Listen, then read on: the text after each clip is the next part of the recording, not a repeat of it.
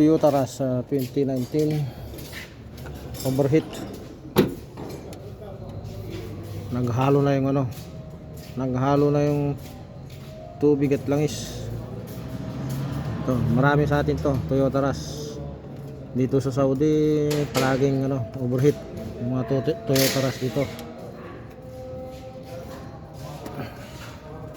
2019 model.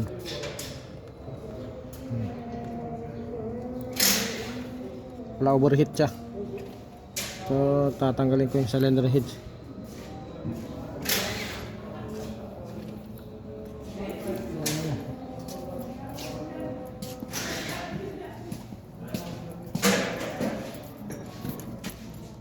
Yan, Toyota Rush 2019.